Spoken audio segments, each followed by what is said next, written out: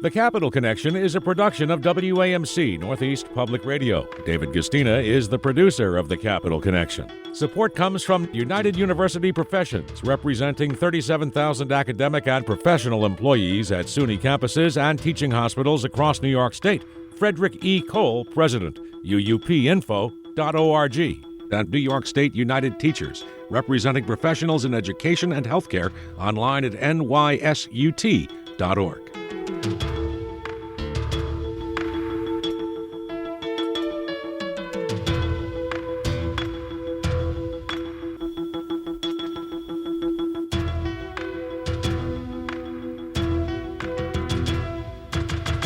It's the Capital Connection. Hi, I'm Alan Chartock. Joining us this week is all-time friend Dr. Lee Miringoff, Assistant Professor of Political Science and Director of the Marist Institute of Public Opinion, or the well-known Marist poll. It's been a while, Lee Miringoff, but we love talking to you because you know more about this than anybody we know, and thank you for being with us. Always my pleasure, Alan. We're getting a little older, though, you know. Yeah? Well, I'm 80. How old are you? 70. We're 150 together. I don't know if that's a good way to I don't want to hear it. Okay. Let's talk about it. The latest poll. Yeah. NPR, PBS, NewsHour, Marist, National Poll, November 2021. Americans see a serious threat to democracy, trust elections largely on a partisan basis. Tell us more. I think this is, more of the same, except it's always getting just a little worse every time we look at we turn the page to the next issue. We have, as everyone knows, a former president who decided not to concede an election and then went through a series of court cases about alleged fraud, and barely got anybody to salute along the way. And then, of course, what happened at the Capitol on January 6th, the reality of which keeps getting worse with every revelation. So what this has done, it's taken the polarization that we've had in America and really kind of strained all the ties and links that people have. Some are saying that the Republican Party has just gotten very radicalized in terms of the rank and file voters because they really have some issues with winning and losing elections and what that means. And if you have a democracy where so many people on the Republican side don't concede that Donald Trump lost that election, then you get all kinds of problems, and I think we're experiencing that right now. And it's very worrisome as a pollster, as a citizen, as a political scientist, and all of those things that you are also. I assume you're equally concerned. Whoa. I'm not a pollster. No, but... And that's where we draw the line. but I do have such respect for you, Lee. So I want to ask you this. Is this the worst thing that you have ever seen in your considerable lifetime and mine that has ever happened to challenge the American democracy? Wow. I always jokingly used to say about, when were the good old days? Because we always talk about the good old days. I always have a tough time coming up with when that exactly was, when people could feel comfortable, because America has always been a story in the making, and certainly an unfinished one at that. This is a huge step backwards. I can't think, there were other times, McCarthy period, during the 50s, where, people were being blacklisted and the government was, really turned upside down, in similar fashion to what has contributed to where we are today. But I can't think of a time when the American people were so divided over fundamental principles of democracy. And I can't, as I'm talking, I'm thinking of other times. Watergate tested the system, but ultimately it prevailed, as it may this time too. But the test wasn't as challenging to the legitimacy of the government as I think this is going across the board. I saw a poll just recently that said most people think the Supreme Court decisions are not based on law but are based on politics. Hey, I'm with them. So yeah, well, there's an element certainly of truth to that, but that again, what is the rule of law, and what is it about people's right to vote, and what is it about the outcome of that vote that is being challenged? I can't think of, I guess, during the Great Depression in the 30s, with the war looming in Europe, was certainly a testing for FDR. But again, I think this is beyond that. This goes to the core of the principles of democracy, and I think it goes beyond that. Now, Lee Miringoff, excellent pollster that you are. I'll ask you a tough one. Donald Trump says he may want to run for president again. Can he win? Well, for all those who said he couldn't win the first time, I mean, the answer is sure. It depends, as always, who he's running against and the conditions that the country is in that time. At that point, I mean, the country, is widely divided in the outcome of elections on the presidential level. Although Trump lost by more than others have lost by in recent years, despite his decision not to concede. Yeah, so, I mean, he could certainly get the nomination. He has, taken over the Republican Party for all intents and purposes. I'm not sure he's going to run.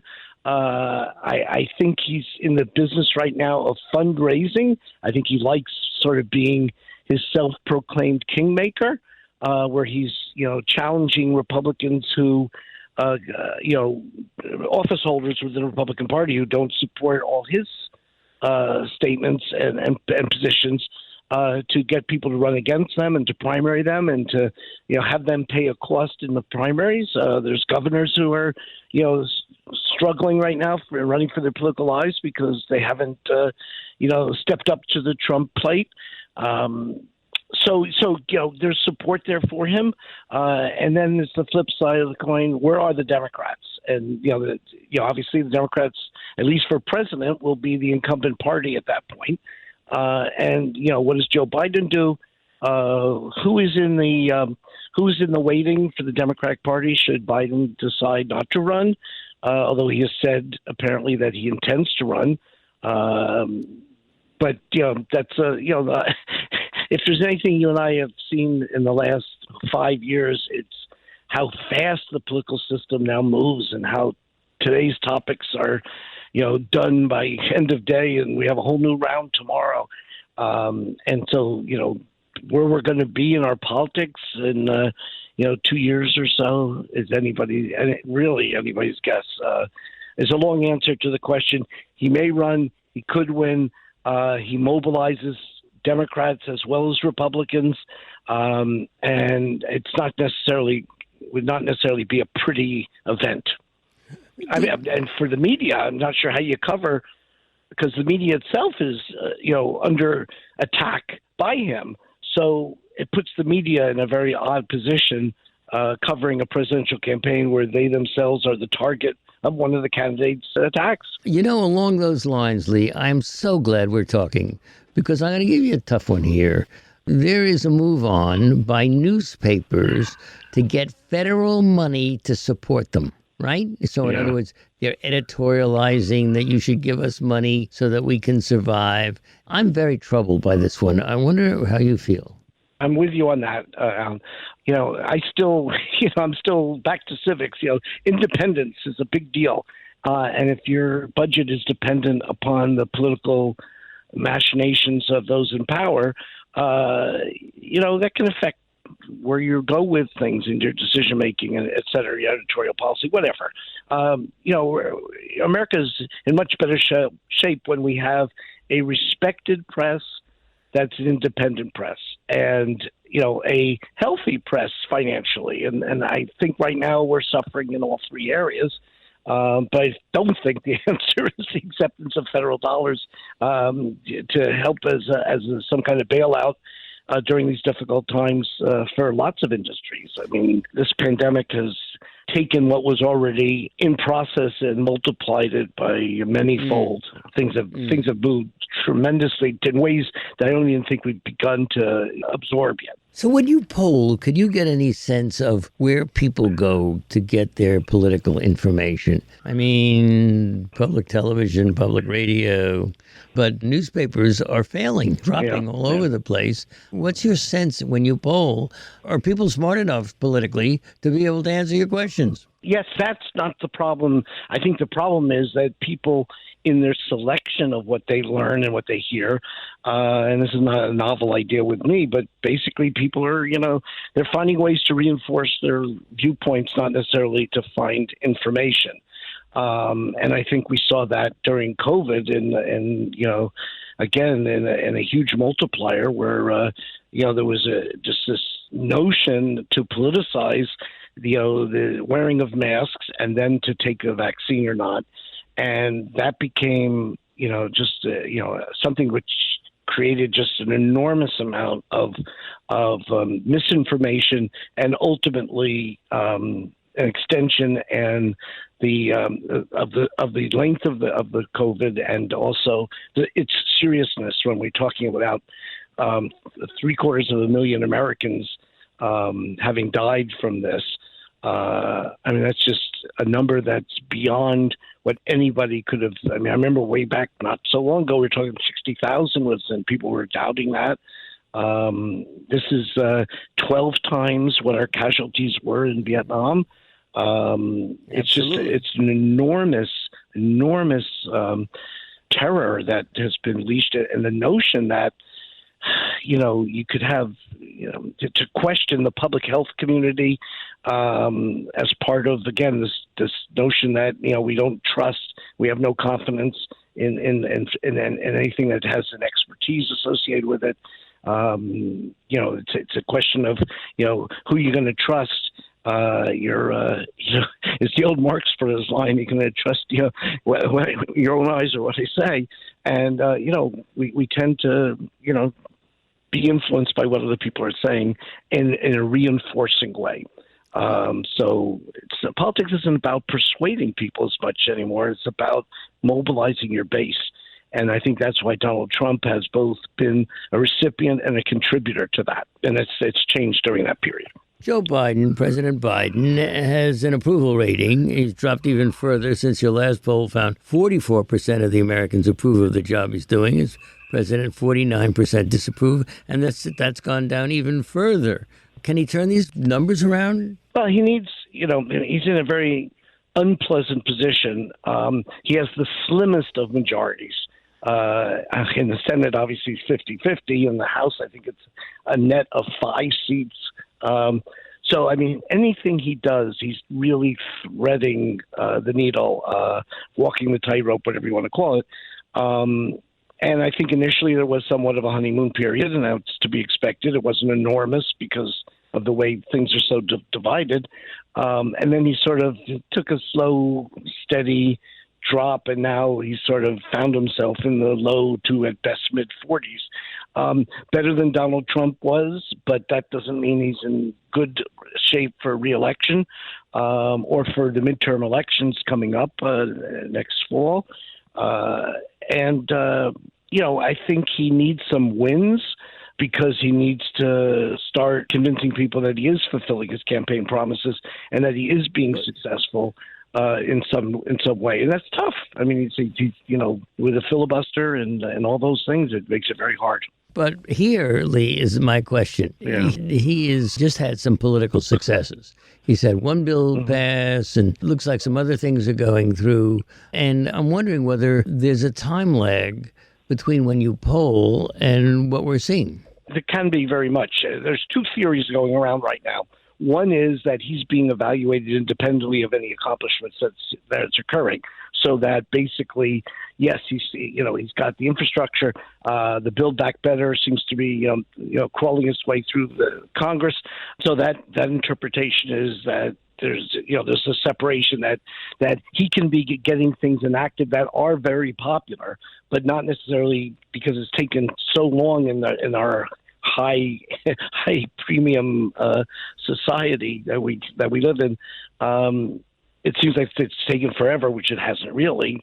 But that theory is one, and the other is, of course, that there is this delay, and that when people start to evaluate some of the first year, the second year, that he will start showing some improvement. The group that's softened has been largely the independents. He's never had the Republicans, and he continues to have most of the Democrats. But the group that has weakened have been the independents, and that's the group that ultimately he needs to get back in his corner. But again, I think that there's certain temptation to over predict what's going on. So I've already seen dozens of cases why the Democrats are going to lose the majority in Congress, and we don't even know what next September and October are going to look like at all. We don't know what the inflation is going to look like. We don't know what the unemployment situation is going to look like. We don't know what COVID is going to look like. And we don't know what other issues might come to the fore between now and then. So I think, we have a tendency to kind of get ahead of our skis a little bit in analyzing politics and not letting things play out. And unfortunately for Joe Biden, he doesn't do politically, surprisingly, some of the easiest things in politics, that you say you're going to do something, you do it, and then you say you've done it. Right. And he doesn't seem to have that basic three-step going. Let's go back to polling for a moment. Okay. Pollsters have taken a lot of hits. Yep. A couple of points here, a couple of points there. So what about the technology? We got cell phones, we got all kinds of issues. Are we going to be able to get over all of that? Well, that's the multi-billion-dollar question for an industry. This is an industry that has always faced challenges because we're aiming at a moving target, and the society changes, the technology changes, the regulations directing how we can conduct our business changes as well. I think we have to accept the notion that polls are probably not as precise, certainly as predictors, as we interpret them to be. I think we're a lot better off identifying issues that are on people's minds and getting a sense of what the narrative is of a horse race without worrying about, the difference of a point here or a point there. Although that's what we tend to gravitate towards every election, and we come away speaking about how the polls had serious misses, which they've had in recent years. We don't know if that's just Donald Trump or other factors at work, but certainly the challenges in terms of how you reach people have gotten both easier and harder. Cell phones provide us the opportunity to reach people where they are, whenever they are. So in a mobile society, no pun intended there, but we're able to, reach people when they're not necessarily at home, finishing their dinner. And so that's to an advantage. The disadvantage is a lot of people just aren't particularly eager to talk to people when there's so much telemarketing going on, and we all get those. We get the spam, we get the stuff, that we know is something we don't want to deal with, and that makes it much harder for folks who are just gathering public opinion. Now, I see that New York Governor Kathy Hochul continues to lead all challenges for governor. Yep. Is it too early? And then there's the question of Tish James, who I have tremendous admiration for. And it leads to yet another question. Sorry for elongating this too much. But obviously, being of color in New York City gives Tish James an advantage. Clearly, Kathy Hochul went and appointed a lieutenant governor who is, of course, black. So how can you judge as a pollster how important color is in making decisions? Well, it's certainly an important factor, and we can look at the numbers. That's what we, as a good friend of mine who does polling says, you got to believe in your numbers because that's all you got. So so we look at the numbers and we can see, not now, but as we get closer to a primary, presumably, where the black vote goes. There's a lot of factors beyond that, but certainly who the candidates are becomes important. We don't know the field yet. It's getting more occupied. I guess there's 3 or 4 now, and perhaps even more who may get in. We know that the lion's share of the vote will come from New York City. And we know that Kathy Hochul, as the governor, is from upstate. So she's trying desperately to build bridges to the city. I couldn't help but notice on the this past election day in November when Eric Adams became a black who became mayor of New York City, mayor-elect at the current time, that Kathy Hochul was there at his victory celebration. I'm sure by some kind of invitation, but that wasn't lost on those who are watching for this very point that you're saying. What does Tish James do in terms of the black vote out of the city? Because that's obviously her base. But in a Democratic primary, there's a lot to be said for that group having an important influence on the politics. But Kathy Hochul's, I think, made some good moves also, and has tried to take the lead as an incumbent by distancing herself from Andrew Cuomo, which I think politically she had to do.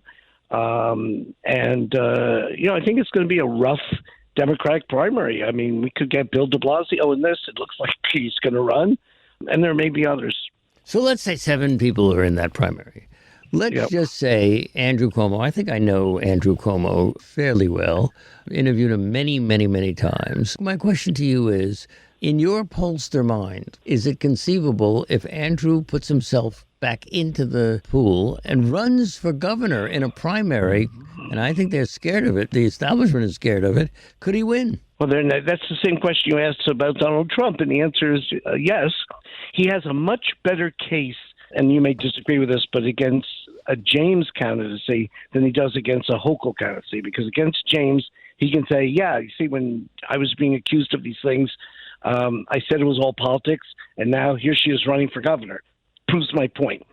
Against Hochul, it's a harder argument for Cuomo, because against Hochul, he's, saying that the person he picked to be his lieutenant governor in the case something happened to him, which it did, somehow isn't right for the job, and put me back because maybe she wasn't as good as I thought she was going to be. I mean, it's a much cloudier case for him to make. Having said that, I mean, there's a lot of money going to be spent on this primary. New York's expensive, but people are raising dollars hand over fist, and Cuomo comes at this with a lot of money in the bank to begin with. I mean, I think he'd love to be governor again. I think it's an uphill fight, but again, from a polling standpoint, from just someone who watches politics, it does become a question of who's in the field, because different people, the kinds of people we're talking about, these huge personalities and big political names for New York on the biggest stage in the country, they're going to take some votes. And the question is, who are they taking them from? Absolutely. Absolutely right. And where do the numbers come from, and how does that divide up the deck in a primary where turnout could be 10% or 15%, even if there is an exciting race? Yeah, you're exactly right on this. Let me ask you a question. It's sort of insulting, not to you, but has our population gotten stupider? And is it possible that as a result of people knowing less and less and less, that has hurt pollsters? I don't know what you mean exactly by hurt pollsters. We're going to measure. I mean, if somebody doesn't know anything, you call them up and you ask them, and they can give you an off the top of their head answer, but they don't know anything. It seems to me that that's got to be bad for you guys. Well, are you positing this as having been worse than it's been? I mean, I think we've always had a real information gap in our politics, and I think if anything's happened, along the lines you're talking is that people have been subject to increasing manipulation by a whole variety of methods to reach people with messages that can be very misleading. But I think as pollsters, we're measuring that. I don't think that makes the polling process more difficult. It gets back to your original question about the democracy. And if people are buying the kinds of stuff that's being offered, that can, shake our democracy at its foundation. That's a bigger issue. For pollsters, I mean, I don't think, I think we've talked about this before. I never think polling is kind of as powerful as everybody makes it out to be. I mean, we all watch it, but, do you wait for the next Marist poll to decide how you're going to vote? No, you don't, because you're already you either have made up your mind or you haven't made up your Well, mind. some people do. Some people want to get on the bandwagon, and if you say somebody's going to win, they say, oh, good, I'll have some of that. But there's no evidence that people who are ahead get ahead by more. You see, sometimes the underdog catches up. So, and then also, if you have a Quinnipiac and a Siena, a Monmouth and a Marist, and you have all these polls, and the more the merrier from my vantage point. But, does that mean you're then going to, there's lots of different numbers out there, and you can find one you like. I think it's more like you're rooting for a candidate. So if you like Bill de Blasio to be the next governor of New York, and you see he's only got 5% in a Marist poll, I don't think you jump ship. I think you just say, gee, that's too bad. I mean, if I like de Blasio, I don't know. I don't think we're quite as powerful. Yeah, I know the consultants are into that. I mean, everybody watches for the next poll, but I'm not sure the public is connected to all that as much. Well, yeah, but on the de Blasio matter, nobody likes him. So what's the... I picked him intentionally. So, I didn't want. I went through my mind who should I use as the example. poor guy needs a job, Yeah, well, he wanted to be president. Well, he wanted to be president, and that apparently was what really fired up the war with Cuomo. No, I know. We do our polling with NPR, and we find that NPR is a very trusted media source. How do you feel about that, and how has that changed? Do you feel that's changed over the last 10 years when the media itself has been, getting pummeled? Are you asking me that question? Yeah. Are you asking me how do you feel about that? I don't trust them. I don't trust NPR. I trust WAMC, a public radio station, much more than I do NPR, because I think NPR has its own implicit biases, and for whatever it's worth, I'm glad you asked. Okay, I'm just curious because you sort of have been a player in this too. You're not just a questioner. You've been to the rodeo a few decades. Yes, you can say that again. Hey, Lee Miringoff, we love you, and we think that you are a great friend to have, and you have so much good information, and we really trust that your students are enjoying you the way that we do. Our guest has been Dr. Lee Miringoff, Assistant Professor of Political Science and Director of Marist Institute of Public Opinion, or the well-known Marist poll. Lee Miringoff, we have so much respect for you. Thank you so much for joining us. My pleasure, Alan. Keep it going.